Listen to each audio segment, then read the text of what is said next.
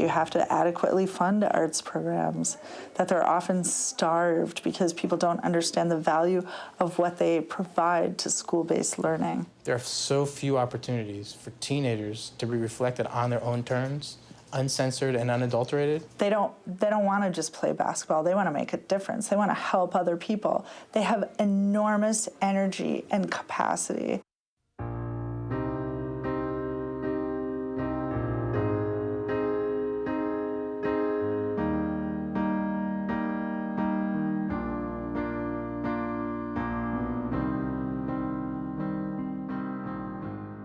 Kids are usually the ones who really say, I want to do something with my hands, I want to try it, I want to create something.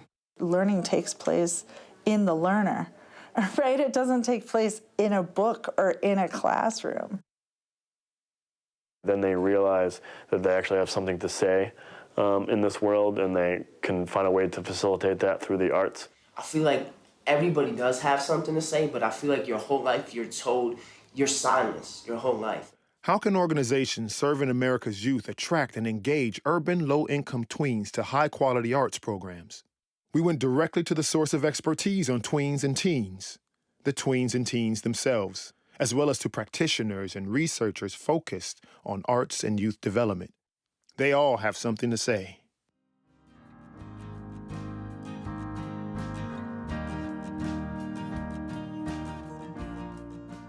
The experts agree. Young people benefit in many ways from involvement in arts programs. So it's leadership, it's management, it's design. Those are the sorts of things that young people who work in the arts-based organizations get.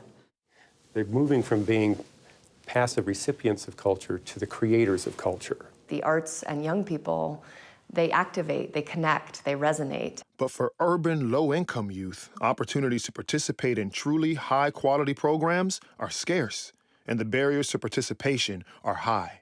So the Wallace Foundation asked two questions. Is there a way to build a high-quality, engaging program that will give young people what they need and be the kind of program that they want? And can the lessons of the best arts organizations, the insights of leading experts, and most important, the desires of the young people themselves be used to create a new model that brings more young people to the arts? This study brings together insights drawn from the country's leading researchers and practitioners of arts and youth development. We have some formal research and a lot of observation and a lot of wisdom that comes out of programs that are doing it really well. But it also does something different. It looks at young people as consumers. Just because they're not investing money, they're really investing something that's more valuable than money, which is their time.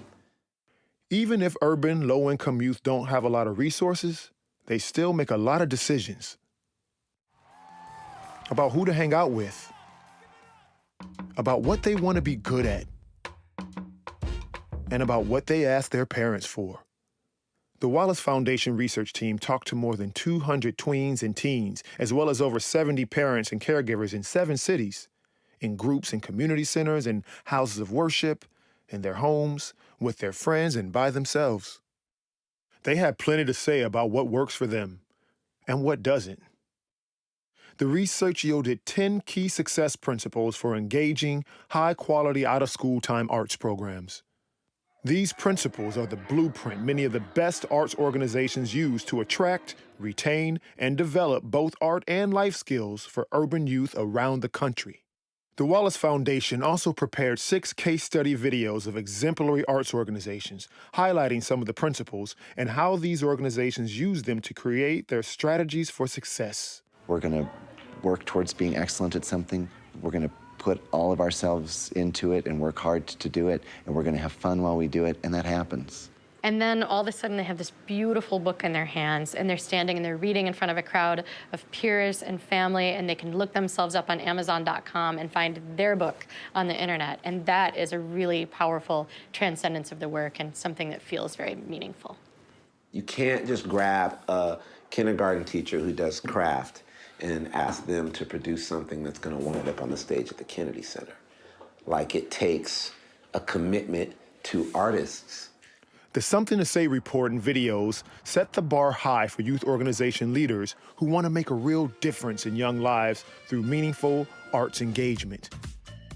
It provides a blueprint for a better way forward. Not an easy path, but one worth taking.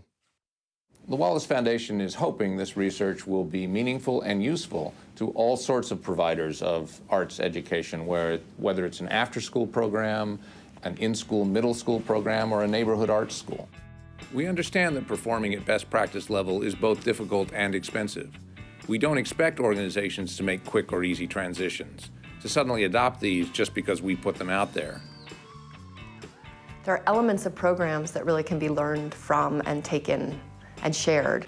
Yeah, you've got to change your mindset, or you're not going to get the kids you want to bring in here.